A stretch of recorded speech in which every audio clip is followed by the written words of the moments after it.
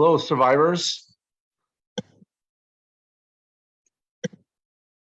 Hello, survivors. I'm here with my dear friend, Steve Gardner. And Steve and me have been friends for quite some time now.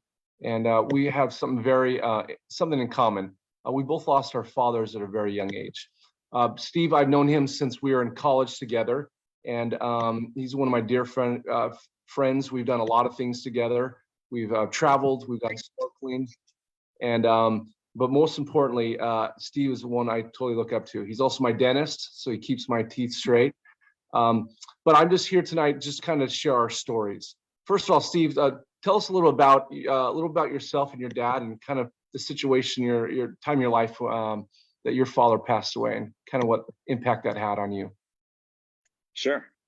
Yeah, like Josh said, we have a lot in common. Both of us, when we were late teens, lost our fathers, and obviously it's an important part in our time in people's lives at that point in their lives. And I just finished up high school basically, and I was the oldest of my siblings. And my father passed away in a tragic accident at work while he was, working hard to make money for our family. And at that point in my life too, I was really just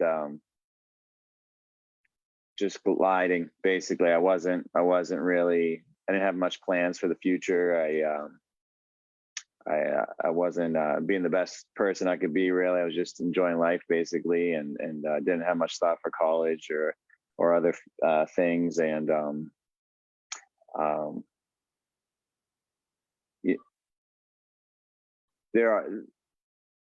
I'd like to talk too about some of the things, how the horrible experience of losing a father, my father I love dearly, Right. Still can have some good consequences, indirect consequences that can still influence our lives for the better, basically.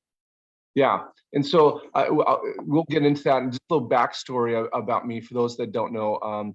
Obviously, me and my wife, we lost our daughter over about 2 years ago. But I too lost my father when I was 17, actually on my birthday. He died on my birthday of all times, and it was a heart attack in his sleep. And like Steve, I was very young, but most important, I was very, very at a crossroad in life. I had some big decisions that I had to make. And at that time, I was very insecure. I didn't know what to do. And so losing a father at that critical time forced me to do something that I wasn't prepared, and that was grow up fast. I had to make some big decisions really fast without my father to lean on. And I guess that's the main question we have tonight, Steve, is how do you move forward when something so tragedy happens to you? For people that are old or young, like, how do you move forward when something like that happens to you at a time when you're not prepared for it, which we never are, but what do you do once that happens? I think one of the things to know is, one thing that I had in my life that maybe not everybody has is, not only did I have a good family support group, which helps tremendously. I still had my mother, I still had my siblings, and being the oldest, I felt some responsibility to be the man of the house at that point in my life too, because my father passed away. But also I had the gospel of Jesus Christ, which helped tremendously, and just helping me know that even worst case scenario, my parent dies, that I'll see them again. And that gave me hope, and gave me a long-term goal instead of just focusing on the immediate negative, basically. Yeah, I could echo that. Obviously, because I know Steve, we've had these conversations before, but a lot of us don't know that me and Steve, we share the same kind of belief. And I think that was a big part also, is knowing that, life had a bigger purpose than this. And I met with a lot of people that the ones that seem like to struggle the most is when they don't have hope, when they don't have something to anchor into, right? And I think that's a big part for a lot of people, is to realize that whatever that is, you have to have some type of anchor. And if people are looking for that, that's the time in your life that you're most vulnerable to be open to it. And luckily enough, I had some type of anchor with my support system too. So I echo that same thing. But also on that same time is, even with that support system, it doesn't take away how hard it was. It still rocks you to your core, no matter how Absolutely. much support you have, how much, my mother loved me too. And, I had brothers, sisters, but it still brought you to your knees. And I think for most people, you have to realize that you can't expect to be Superman. Because that's why we call these trials. It brings everyone to their knees. Mhm. And it's big events like that in life too can be transformative, right? I mean, if we make good of a bad situation, and it's not easy by any means, but it definitely gives us a wake up call, helps us remember what's important in our lives. Aside, instead of focusing on the day to day grind that often distracts us, in life, and I think that's really what helped me tremendously get on the right path, and helped me not just emotionally after losing a father, but for the rest of my life, just getting kind of on the right path, school and career wise, and concentrate on those things that are most important to me is because I lost part of what's most important to me, a family member, and Totally. So if you had a breakdown with someone, obviously a lot of people that are listening here have lost people. If you had a breakdown with kind of like a game plan of like, what do you think would be some key fundamental principles or points to help people to kind of transition from a loss back into life again? What would you say were some of those pivotal points for you, and the blessings that came from it? Yeah, don't give up, because I didn't get on the right path right away. I was kind of on the wrong path in life, and I kind of went down that path a little bit more even, and obviously depression, things like that you have to deal with when you lose a loved one, and grieving and all that, and it's super important to go through that grieving process. And some people, it can take a lot longer than others, and some people try to not go through that grieving process, and try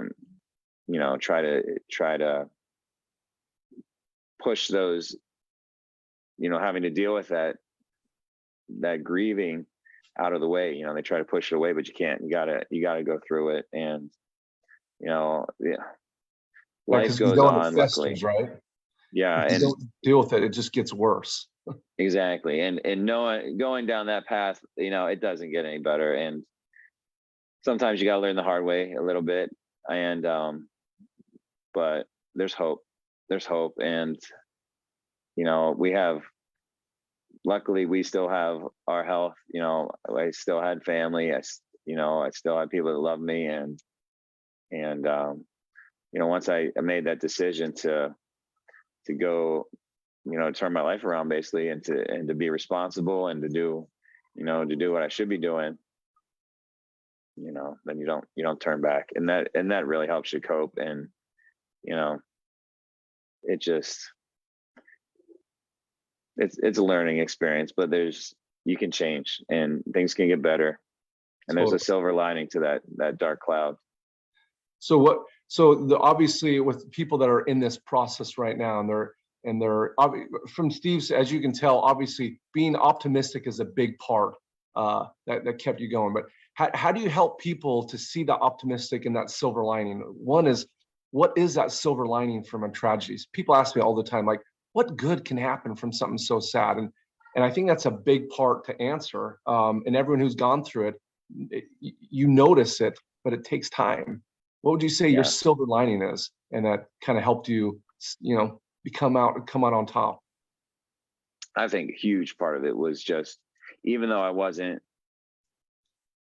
the strongest person at the time in the gospel, spiritually, I think, having that to turn to, and just having that knowledge in the back of my head, like, oh, I never had to think about this before, but now it's front and center. Am I going to be able to see my family member again? Am I going to see my dad again? And that was huge. That gave me something to hold on to, and that was the anchor, that was an anchor. So I wasn't just, you know, just going to and fro and going down wrong paths. That gave me some hope. And Yeah. you got to have some type of anchor. Throughout my life and my two experiences I've had, I consider two main points that's helped me. Number one is that whenever these things happen, I have felt a feeling or a spirit, and I call it like the love, but I felt something else reaching out to me, like saying, you're going to be okay. And, throughout my life, I've noticed that, but specifically when I lost my father and I lost my child.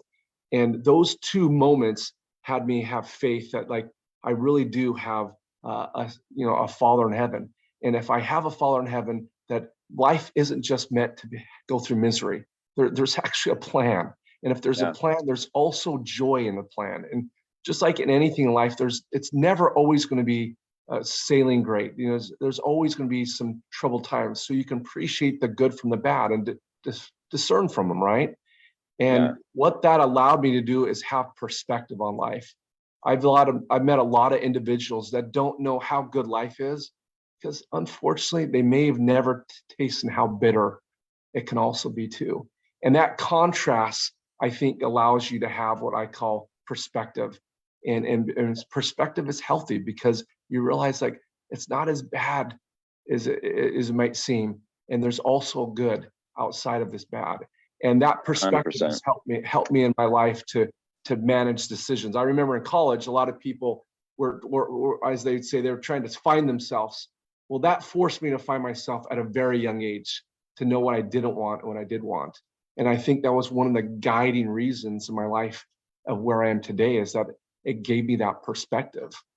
Yeah, it helps you see, once you lose something like that, it helps you see the blessings you do have and not take advantage of them any longer. And losing a father in particular, still to this day, I wish I had my dad around for certain things, growing up and being a father myself now, just that I could talk to him. And I don't have that opportunity, but just knowing that I have a father in heaven, that's always going to be there for me. Worst case scenario.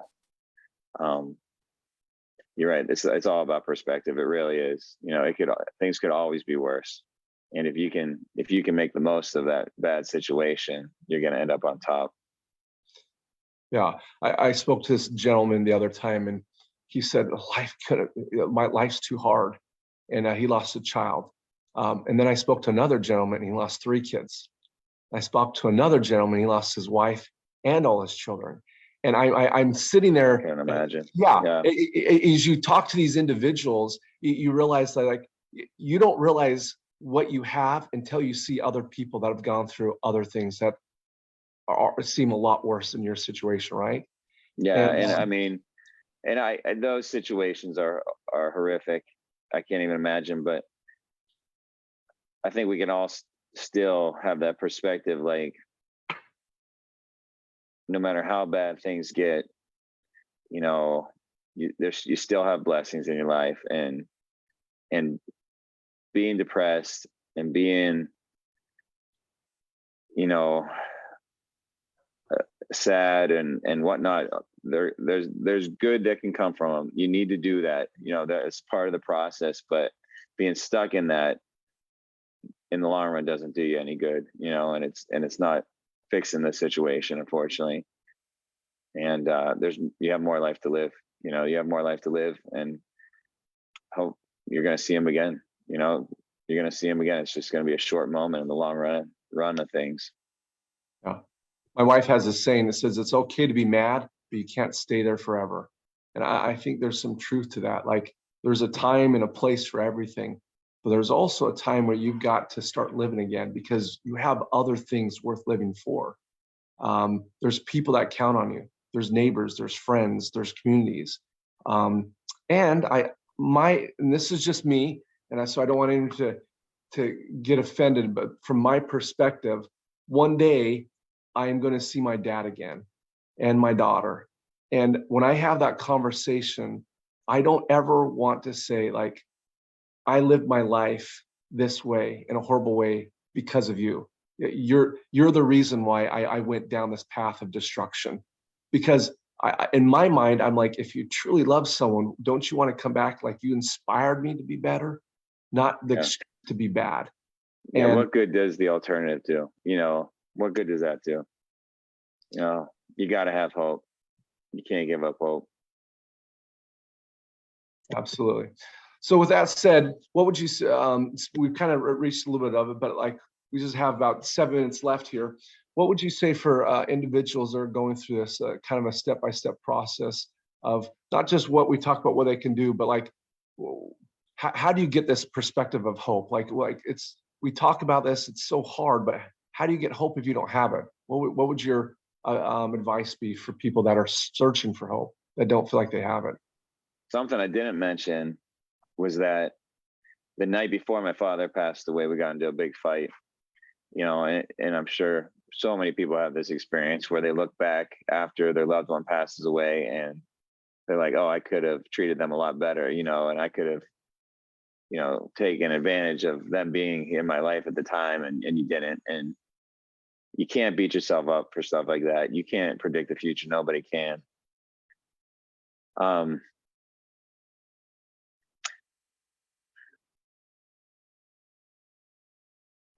Hope is just, you just got to develop it. Like, I don't know. That's a good question, really.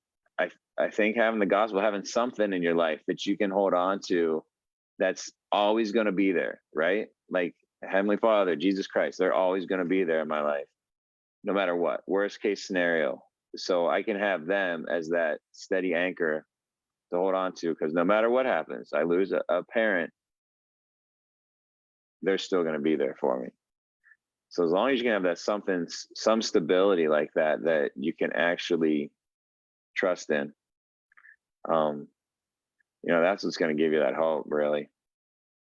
Yeah, I agree also. Sometimes people we went to a lot of people that don't have, it's kind of faith or hope, and they ask us like, well, what if I don't believe?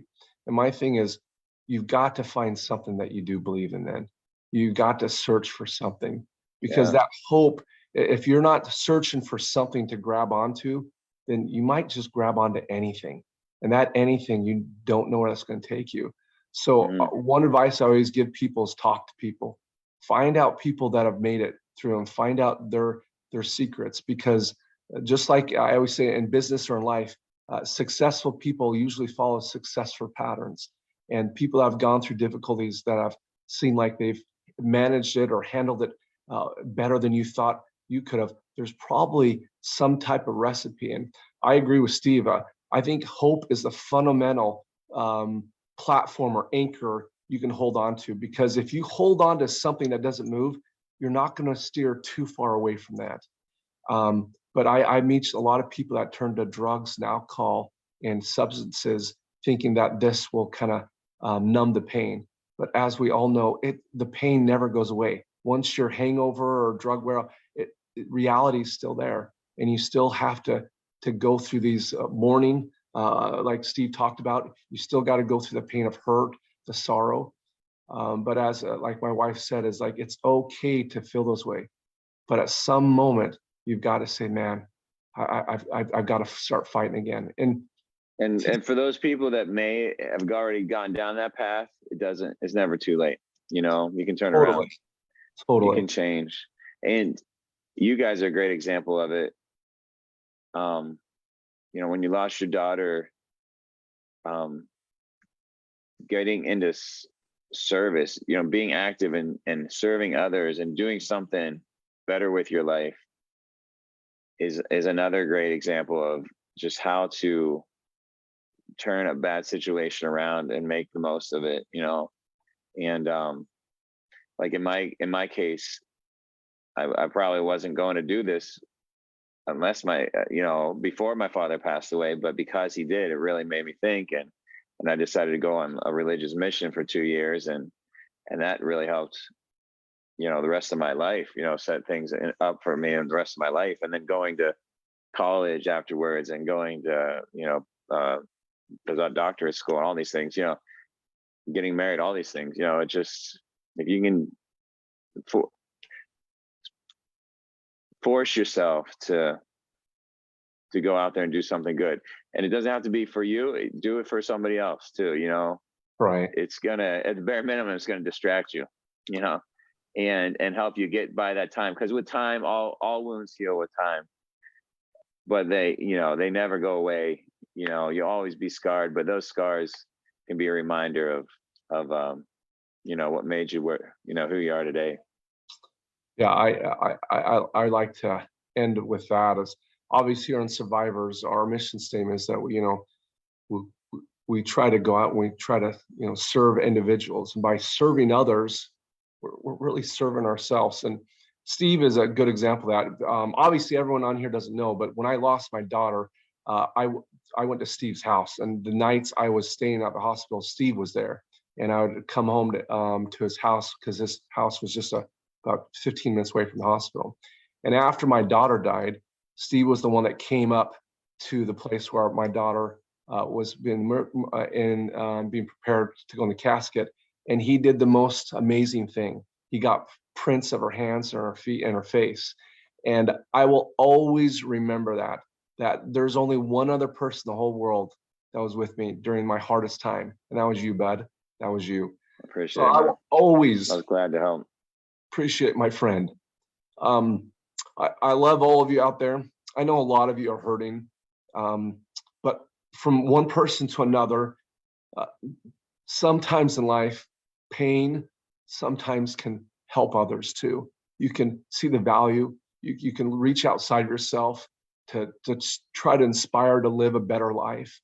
And I'm telling you from personal experience, I know from watching my good friend here, he is a great guy, and he's not much of bragging. That's not his personality, so I will do it for him. He's one of the best guys I know. Like he's mentioned, he's a doctor. He went to school, very smart, has a successful family practice. He turned his life completely around, and by any metrics of the system we use here in America, his life would be considered a blessing. Financially, physically, just he's a great cook. He's got it all. But guess what? He too had to make a choice at a young age, and life didn't give him the best deck of cards, but he made a decision. And I have to say for myself that is the one thing that you have to do is you have to decide. You got to decide at some point, like, this is terrible. It sucks, but what am I going to do with it now? At some point, you got to say, I've got to do something and make my life better, because there's someone out there that's counting on me, whether it's a father, whether it's a child, or whether it's yourself. We all have to look ourselves in the mirror one day and say, did I make this world a better place? Or did I sell myself short? And I hope you all out there that are listening to this are trying to do that, because you're looking for hope. So I just want to say thanks, Steve, for everything. Any closing great insights you'd like to say before we jump off here? No, I appreciate everything you're doing, both you and Shannon. Keep up the good work, and just don't give up. Don't give up hope ever. No good comes of it. There's a lot more that you can do to help yourself and help others, and it's never too late. It's never too late. Well, I appreciate it.